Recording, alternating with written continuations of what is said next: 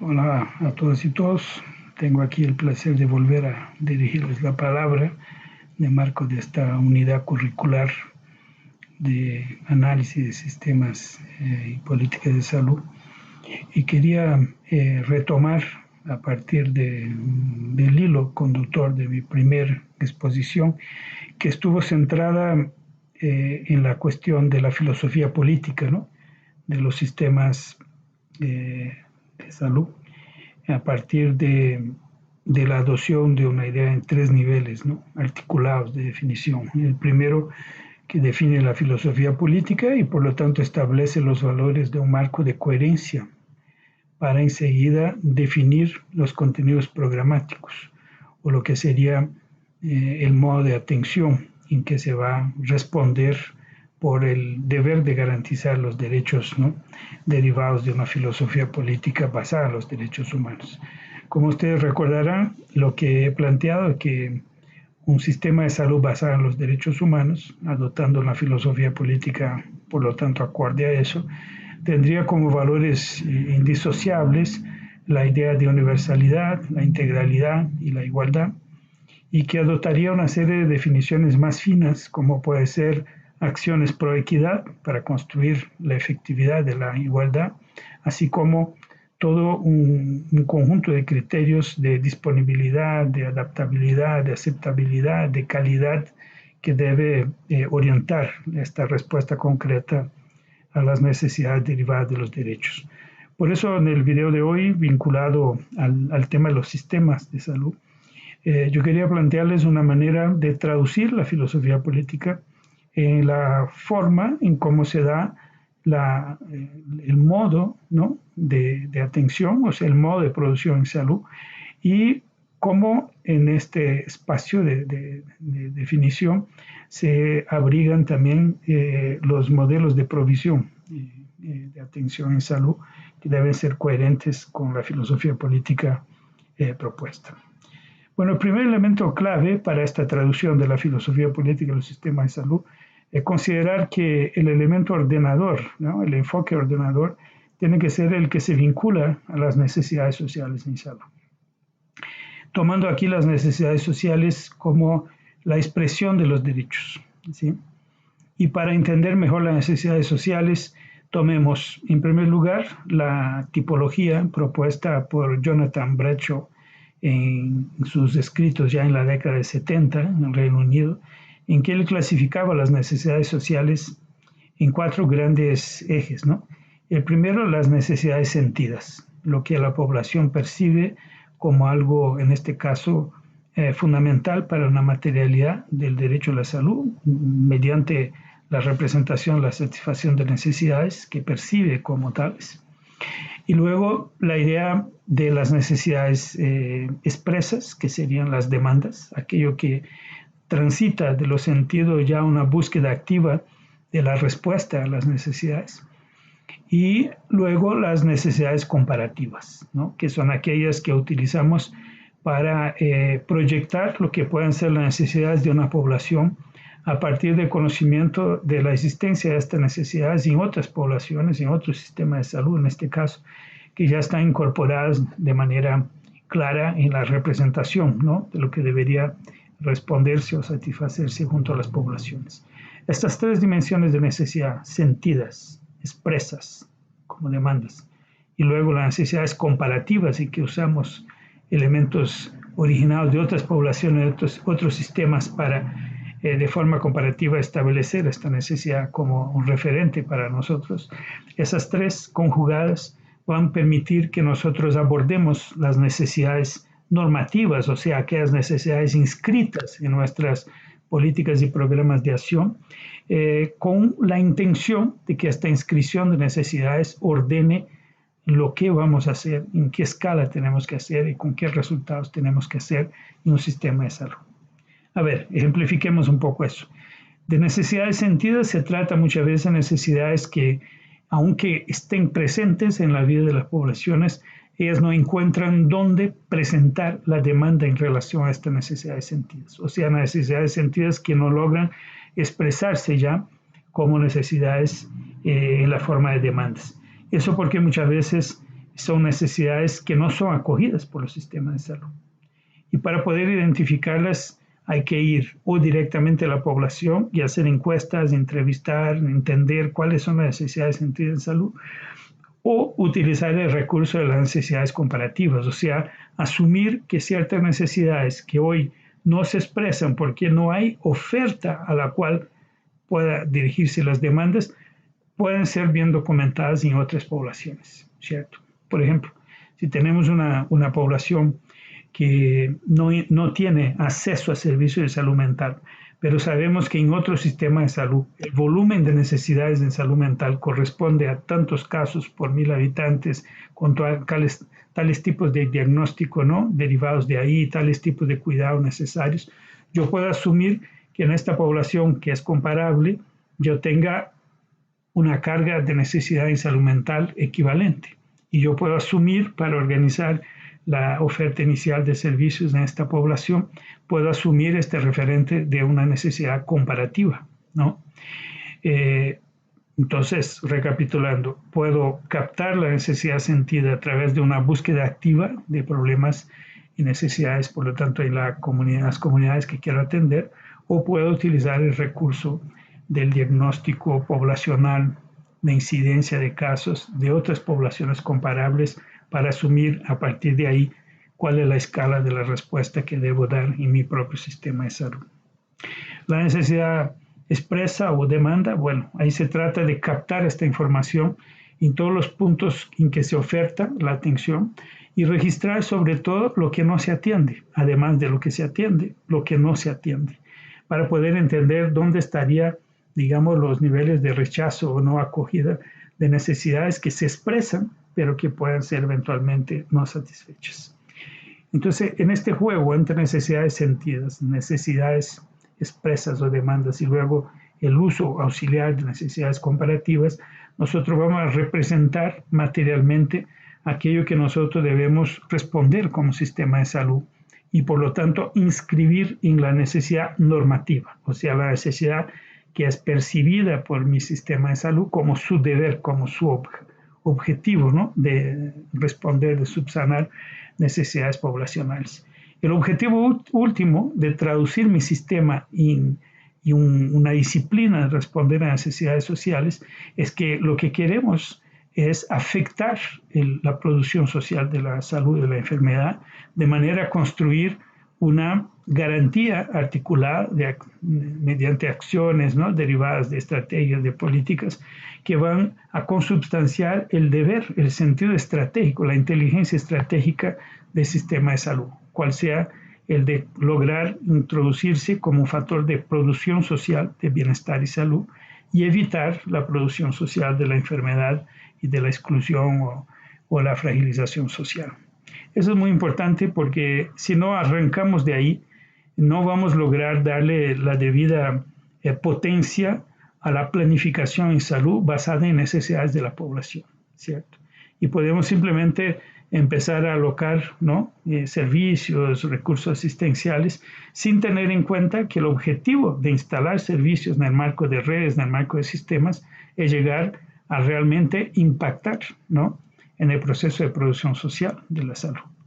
De igual manera, las medidas poblacionales, ¿no?, de prevención, de educación, de protección, deben inscribirse en esta idea de alterar en favor del derecho a la salud, alterar materialmente la condición de bienestar y de salud de las poblaciones.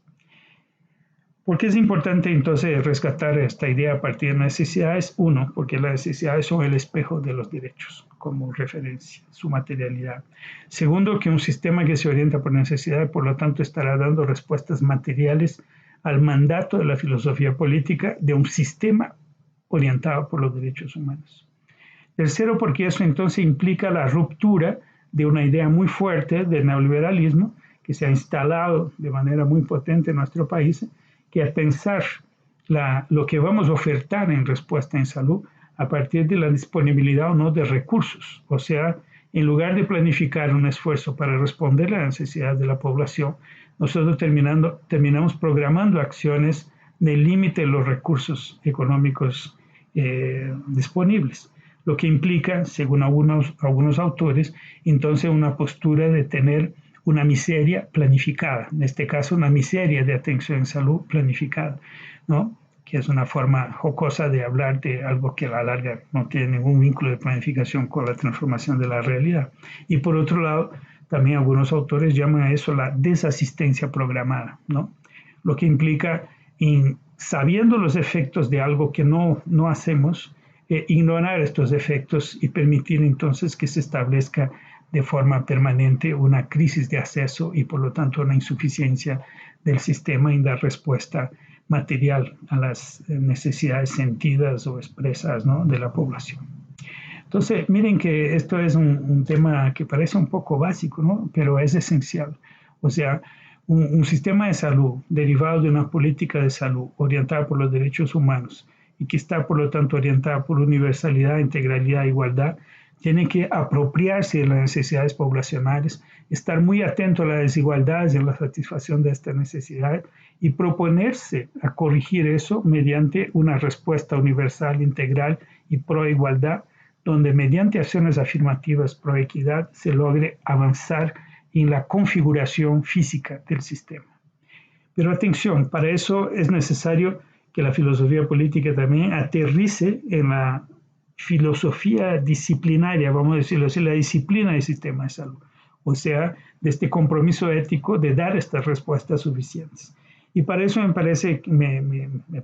estoy convencido de que un tema clave es poder entender la promoción de la equidad en salud como el marco de política pública para poder avanzar. Y en esta promoción de la equidad estaríamos definiendo un modo promocional de atención a la salud, o sea, algo que está orientado a promover las condiciones de autonomía, de equidad en sociedad, ¿no?, de bienestar, de inserción, de empoderamiento de las poblaciones, mediante un ejercicio permanente de articulación de las varias acciones bajo este paraguas promocional de la calidad de vida y salud, del bienestar y salud, orientado a la búsqueda de la equidad, o sea, una forma superior de justicia para reparar las desigualdades y garantizar la igualdad, ¿no?, superior, y que en este ejercicio la estrategia promocional de calidad de vida y salud ocuparía entonces un lugar superior, ordenador, la traducción más inmediata de la filosofía política de que hablamos en el primer video. ¿Por qué eso es importante? Porque la promoción de la salud entendida como política pública, la promoción del bienestar de la salud en aras de la equidad como política pública, nos permite llevar este postulado a todos los ámbitos del sistema de salud. O sea, la promoción de la salud deja de ser un conjunto de acciones específicas en que tradicionalmente pensamos que queremos evitar que las personas sanas se enfermen, y pasa a ser una otra cosa mucho más amplia, que es un paraguas que le da sentido promocional, donde se protege, se preserva, ¿no?, se promueve el bienestar para poder alcanzar resultados adecuados, ¿no?, de calidad de vida, y que para eso la estrategia promocional dispone de acciones e intervenciones en la protección, en la educación, en la prevención, en el diagnóstico, en el tratamiento, en la rehabilitación, en la recuperación o reinserción social, como queramos definirla, o sea, de todo un arco integrado, ¿sí? Y en eso entonces se inserta en esta estrategia promocional también la idea de entender la determinación social de la salud y por lo tanto orientar desde esta política pública promocional las formas de desarmar la reproducción social de la exclusión que resulta en pérdida de bienestar, ¿no?, en fragilización social y por lo tanto en su expresión también en el campo de la distribución desigual, ¿no?, de salud y enfermedad. Eso implica entender entonces dentro de este marco promocional que la determinación social de la salud corresponde a la estructura, ¿no?, de clases, de estamentos en la sociedad, y donde se distribuye a partir de esta condición de fragilidad social o mayor o menor fragilidad social, una distribución equivalente de las exposiciones, ¿no?, a los factores que puedan generar daño, ¿no?, al daño mismo, ¿no?, y luego la consecuencia social del daño. Y cuando observamos en nuestras sociedades latinoamericanas que esta cascada, ¿no?, desde la condición de clase, determinación social, asociada además a las condiciones de género, de etnia, ¿no? De identidad sexual, de edad y todo, llevan a una configuración de inclusión o exclusiones en términos de los beneficios, ¿no? De la acumulación de riqueza en la sociedad y potencian las exposiciones, o sea, el convivio diario en el domicilio, en el trabajo, en los ambientes en el que estoy, a condiciones que favorecen más o menos la condición de salud. Y romper eso desde arriba, desde los estamentos de clase, o sea, eliminando las desigualdades injustas en la organización de la sociedad y postulando una cascada virtuosa, ¿no? En lugar de viciosa, en que se eliminen las exposiciones, en que se eliminen los agravios y luego se minimicen las consecuencias de agravios, o sea, esta nueva estructuración de sentido de inteligencia estratégica de acción desde un sistema de salud implica comprender que la operación de eso se da mediante un conjunto articulado, ¿no? de servicios en las formas de redes, componiendo subsistemas y sistemas de promoción, en este caso como estrategia promocional de bienestar, de calidad de vida y salud. Esta articulación orgánica, por lo tanto, de varios elementos y varios niveles de intervención, define también la potencia de las políticas, ¿no? Si una política quiere ser realmente potente, tiene que afectar desde el alto la estructuración de la sociedad para eliminar la matriz que genera desigualdades. Pero al mismo tiempo yo puedo intervenir en las consecuencias sociales del daño o en la eliminación del daño o la eliminación de la exposición que puede generar agravios y daños, y de esta manera retroalimentar en favor de una menor desigualdad, ¿no? Porque imagínense que una persona que tenga un accidente y que de forma muy desigual este mismo tipo de accidente tenga en algunos lugares, por acceso de condición económica de clase, un tratamiento que resulta en plena rehabilitación en corto tiempo, y esta otra persona en una condición de clase mucho más frágil termina sufriendo, ¿no? Una serie de consecuencias que la deja inhabilitada al trabajo, que la va a empobrecer por exclusión del mercado laboral, además, etcétera, etcétera. O sea, mismas condiciones teniendo diferentes respuestas y generando una desigualdad que se distribuye en esta cascada de consecuencias, ¿no? Por lo tanto, organizar las varias dimensiones de la intervención es parte clave de un sistema que se quiere integrar y eliminar toda desigualdad en el acceso, de la calidad de la atención y en sus resultados sobre todo. Y hay dos consideraciones claves. Para entender eso de forma más potente, yo recomiendo muy fuertemente que pensemos los sistemas de salud como sistemas complejos adaptativos. O sea, pensemos los sistemas de salud dentro de una vertiente de la teoría de la complejidad, que es esta representación de sistemas complejos. ¿Por qué eso es importante? Porque un sistema de salud, la verdad, es un gran espacio compuesto por múltiples subsistemas, ¿cierto? Yo puedo encontrar un subsistema relacionado a la producción de medicamentos, un subsistema relacionado al tema de la asistencia farmacéutica, un subsistema relacionado a la organización de la profesión de enfermería, un subsistema organizado en la forma de red de atención y urgencias, un subsistema organizado con la idea de organización de un primer nivel de atención de base comunitaria poblacional. Todo eso pueden ser representados, configurados como varios subsistemas que por su vez pueden tener varios subsistemas en su interior, ¿no? ¿Y por qué es importante tener esta percepción?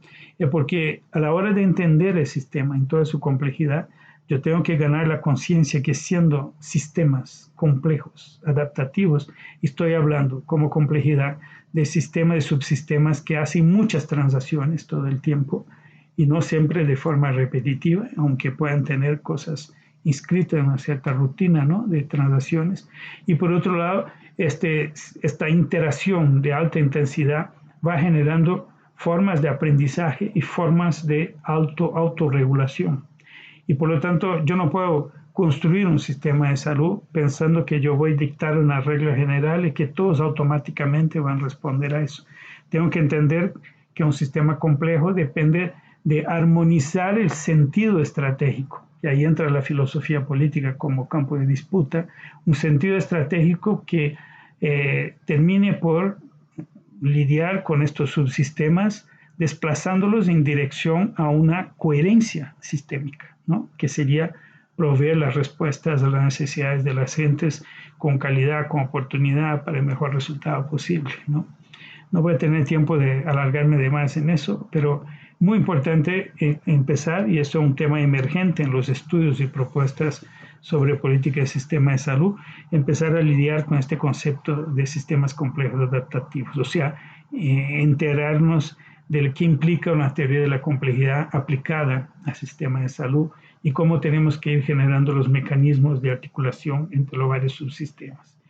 En esta línea y con esta pista, creo que vale la pena también pensar en subvertir un poco lo que tradicionalmente estudiamos en la administración de servicios de salud, que es el pensamiento de Don Abedian, ¿no? Que es muy conocido como un autor en el campo de la gestión, administración de la salud, y que habla de que estructuremos el proceso de constitución de los sistemas y su evaluación a partir de una jerarquía que empieza por estructura, pasa por proceso para llegar al resultado. Yo creo que hay que hacer una subversión de eso, invertir y empezar por lo que son los resultados que queremos alcanzar. Y ahí pensar que los resultados que tenemos y debemos querer alcanzar son lo que equipare la condición de salud de nuestras poblaciones a los mejores niveles mundiales. Por ejemplo, pensar la mortalidad infantil ya no como mortalidad infantil, sino que supervivencia infantil calificada. O sea, no solo que los niños no se mueran, sino que tengan una vida con calidad desde el punto de vista de su trayectoria social, ¿no? Biológica, política, económica y tal, y que esta infancia sea ya medida no por los que mueren como indicador, sino que al contrario por los que sobreviven con calidad de vida, los que avanzan en la infancia con calidad de vida. Y eso entonces implica que para tener este resultado yo tengo que revisar los procesos que quiero imprimir, ¿no? Para alcanzar estos resultados, y por su vez tengo que adoptar una dimensión de estructura adecuada para sostener estos procesos. Eso nos va a dar pistas para romper lo que antes yo mencionaba de una miseria planificada o una desasistencia, ¿no? Intencionada o planificada, porque en la medida que yo establezco claramente los resultados que tengo que alcanzar basados en los principios de universalidad, integralidad e igualdad, yo tengo que eliminar todo lo que está fuera del estándar ya alcanzado por la humanidad, ¿sí? Por lo tanto, si la mortalidad infantil o si la supervivencia infantil calificada es de 997 niños por 1000 nacidos vivos, de mejor desempeño nacional del mundo, yo paso a tener esto como mi visión cero. Es ahí que tengo que llegar, ¿no? Y para eso tengo que revisar todos los procesos y las estructuras que tengo a la disposición y pelear para que eso esté acorde a lo que necesitamos para transformar esta realidad social sobre la infancia, por ejemplo. En eso entonces estaríamos hablando de adentrarnos a una idea en que la configuración de respuestas del sistema mediante un modo de promocional, ¿no? de producción social en salud, abarca la determinación social en sus varias expresiones y busca eliminar los factores que reproducen, ¿no? La desigualdad y la exclusión social en últimas. Y para eso pensar que todo lo que afecta la condición de salud es objeto de interés de la salud y amerita una intervención, posiblemente en alianza con otros sectores de forma transsectorial, para eliminar estos elementos causadores, ¿no? de exclusiones y desigualdades. En eso entra con mucha fuerza entonces la definición que podamos dar de una ocupación social de los territorios, ¿no? Me refiero en primer lugar a esta idea de que dentro de una estrategia de atención primaria en salud, ojo, porque la atención primaria no es sinónimo de primer nivel de atención de los servicios comunitarios. La atención primaria en salud es una formulación política amplia que le da sentido sistémico a las intervenciones en salud, si leemos así lo declarado en Armat en 78, y por lo tanto lo que queremos son redes integradas de respuesta a la necesidad en salud bajo la orientación, el concepto de atención primaria. Y este concepto de atención primaria es eminentemente transsectorial, o sea, abarca todo un conjunto de esfuerzos en varios sectores, abarca una organización general del sistema de salud con base en la idea de acompañamiento longitudinal de poblaciones, o sea, de una responsabilidad a lo largo de toda la vida y una capacidad de acompañamiento en los territorios donde viven y trabajan las personas para proveer la atención inmediata cuando necesario, de forma articulada sistémica, y hacer este acompañamiento longitudinal. Y está basado en una idea de gestión integrada, ¿no? De manera que la respuesta clínica, pero también la respuesta en políticas públicas articuladas, se dé de manera coherente, ¿no? Se dé de manera a crear una institucionalidad realmente acorde a la necesidad de un sistema que por su vez se rige por la necesidad de la población. Este espíritu de una atención primaria como una traducción de la filosofía política a que nos referíamos, nos permite entonces ordenar un primer nivel de atención, que es el nivel que está en los territorios y comunidades, ¿no? Definidas geográficamente, definidas socialmente, definidas por oportunidad de acceso, trabajo, etcétera, pero que tiene la idea de poder componer claramente poblaciones en territorios o espacios que pasan a ser blanco no solo de intervenciones individuales, clínicas, pero también son espacios de compromiso de transformación colectiva, ¿no? De transformación de la realidad en que viven, trabajan y donde son atendidas las personas.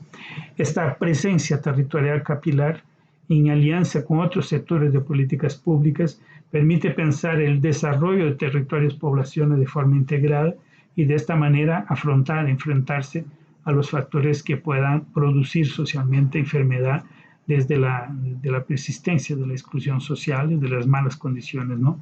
De vida y trabajo. Por eso, muy importante el primer nivel para anclar el sistema en territorios, poblaciones, pero eso sería francamente insuficiente si no lleváramos el concepto de atención primaria como atención esencial a todos los demás espacios del sistema de salud. De ahí la importancia de las redes, por ejemplo, de atención a las urgencias, que engloba el primer nivel de atención como primer punto de atención y alerta, y articula a partir de ahí con todos los demás servicios prehospitalarios móviles, por ejemplo, servicios de ambulancia, los servicios de urgencia hospitalarios y no hospitalarios, las camas de hospitalización de pacientes agudos o agudizados, los servicios de terapia intensiva, los servicios de rehabilitación, reinserción social.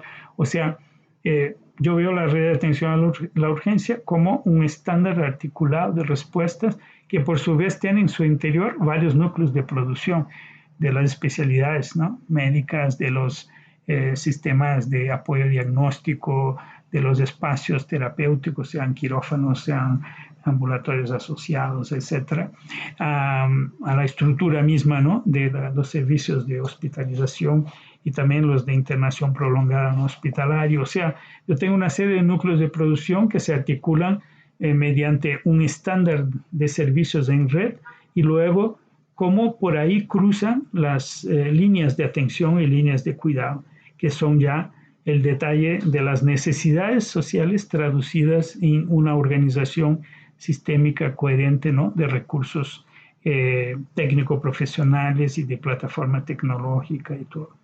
Para disciplinar este ejercicio, ¿no? Por ejemplo, de una línea de atención en oncología, yo tendría que disponer articuladamente un territorio, todos los núcleos de producción, y para más allá del territorio, si este territorio no es autosuficiente, proyectando las referencias que van más allá, ¿no? De la territorialidad inmediata.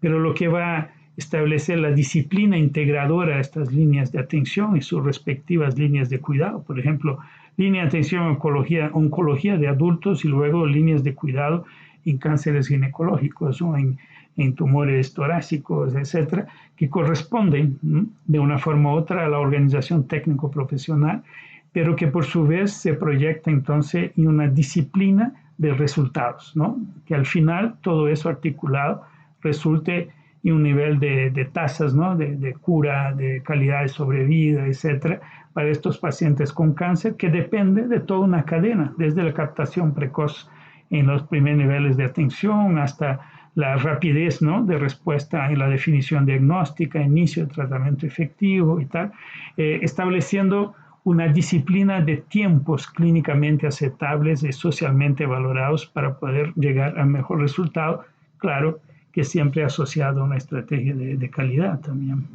Entonces, con eso quiero como ir dibujando la necesidad de entender los sistemas en su totalidad, porque de ahí deriva la idea de sistemas estructurados dentro de subsistemas, por su vez, pero que configuran al final una totalidad en un ambiente de un gran número de transacciones, de relaciones continuas, ¿no?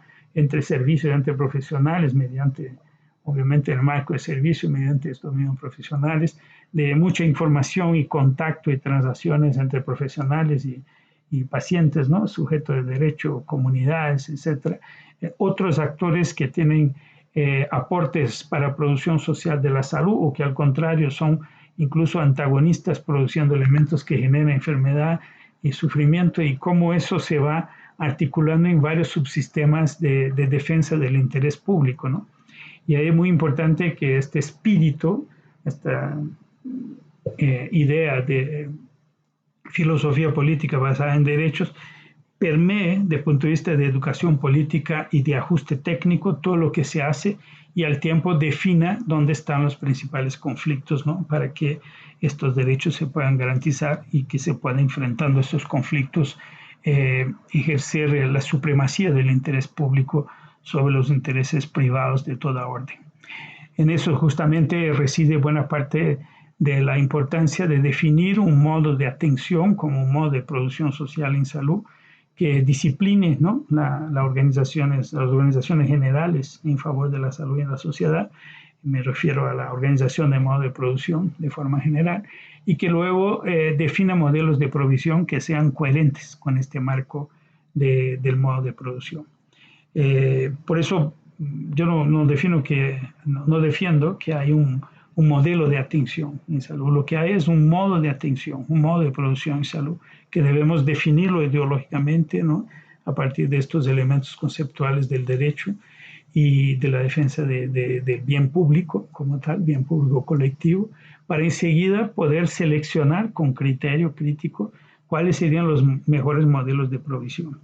Eso va a definir, por ejemplo, que el primer nivel de atención de base comunitaria tenga mayor densidad tecnológica, mayor perfil profesional, instalaciones de varios tipos de atención en este ámbito territorial que van desde salud mental, o sea, la cuestión psicosocial, pasando por salas de rehabilitación, que es una experiencia interesantísima ahí en Venezuela, pasando por los equipos de salud y medicina familiar, pasando por la oferta, ¿no? En territorios de especialidades de apoyo y subespecialidades visitantes, por ejemplo, de sistema de transporte, de comunicación, ¿no? Además de las intervenciones, ¿no? En el espacio territorial en favor del acceso al agua, al saneamiento, la vivienda digna, el transporte público, las opciones de trabajo, ¿no? Y renta, etcétera, que configuran este universo mayor de la producción social de bienestar, articulado ya con la producción social derivada de la misma atención a la salud. Bueno, creo que con eso espero estimularlos a mirar el sistema de salud de otra forma, como una totalidad dinámica, integrada, en que nos ayuda el enfoque, ¿no? Traducido de la filosofía política en el concepto de atención primaria y salud, pero que solo funciona si esta inteligencia estratégica articule el conjunto del sistema.